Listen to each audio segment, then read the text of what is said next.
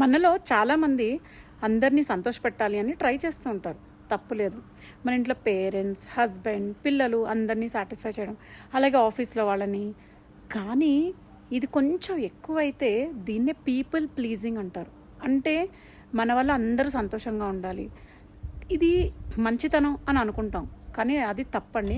ఎందుకంటే నంబర్ 1, మీరు ఎంతసేపు వేరే వాళ్ళని అలా ప్లీజ్ చేస్తూ ఉంటే అది కైండ్నెస్ కాదు, అది ఒక భయం. వాళ్ళు రిజెక్ట్ చేస్తారేమో, గొడవలు ఎందుకులే ఫైటింగ్, కాన్ఫ్లిక్ట్ అని ఎక్కడో భయంతో మీరు అలా ఇంకా వాళ్ళు చెప్పినట్టు వాళ్ళకి నచ్చినట్టు ఉంటూ ఉంటారు.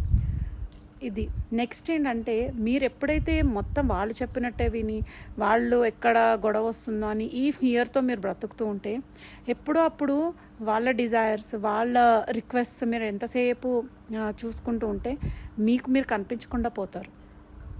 ఇంకొకటి, మంచితనం ఒకటి, మీ కోసం మీరు నిలబడ్డం ఒకటి, 2 వేరు కాదు. మీరు నిజంగానే మంచి వాళ్ళు అయినా కూడా ఒక్కొక్కసారి లైఫ్లో ఖచ్చితంగా ఉండాల్సి వస్తుంది. ఒక చిన్న ఎగ్జాంపుల్ చెప్తాను. ఇప్పుడు పిల్లలు ఉన్నారు, ఒక్కొక్కసారి మనం చూస్తాం, మంచం మీదే అన్నం పెట్టమ్మా, అమ్మ మంచినీళ్ళు కూడా నువ్వే తెచ్చి అన్నీ వాళ్ళ అమ్మతోనే చేయించుకుంటారు. ఇది కైండ్నెస్, మంచితనం అంటారా? ఇది కరెక్ట్ పెంపకం అంటారా? కాదు. ఒక్కొక్కసారి వాళ్ళతో ఖచ్చితంగా ఉండాలి. నిజంగా మనం మంచి పేరెంట్స్ అయితే ఇంచుమించు మన పిల్లలకి మనం నచ్చం. ఎందుకంటే మనం ఖచ్చితంగా ఉంటాం. ఎందుకంటే వాళ్ళు మనం లేకుండా వాళ్ళు రెక్కలు వచ్చి ఎగరడానికి వాళ్ళని పెంచాలి, కానీ మన మీద పూర్తిగా ఆధారపడిపోవడానికి పెంచకూడదు. మీరు ప్రతిదీ వాళ్ళ నోటికి తెచ్చిస్తే అఫ్కోర్స్ మీ పిల్లలకి మీరు నచ్చుతున్నారు, కానీ అది లాంగ్ రన్లో పనికిరాదు. మీరు అలసిపోతారు. ఇంత పెద్దయినా ఇంకా నేనే పెట్టడం ఏంటి, ఇంత పెద్దయినా ఇంకా నేనే చేయడం ఏంటి అని విసుకొస్తుంది.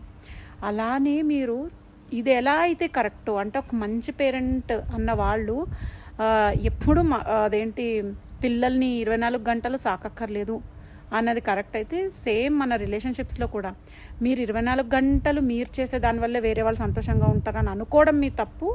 అండ్ మీరు అలా చేస్తుంటే అఫ్కోర్స్ ఎదుర్కొండా ఉన్న వాళ్ళు చేయించుకుంటారు. కాబట్టి కైండ్నెస్ వేరు, ఖచ్చితంగా ఉండడం వేరు కాదండి. ఒక్కొక్కసారి ఖచ్చితంగా ఉండాల్సి వస్తుంది. అండ్ మీరు మరీ ఎక్కువ అందరి గురించి ఆలోచిస్తుంటే ఏదో ఒక రోజు మీరు స్ట్రెస్ అవుట్ అయిపోతారు.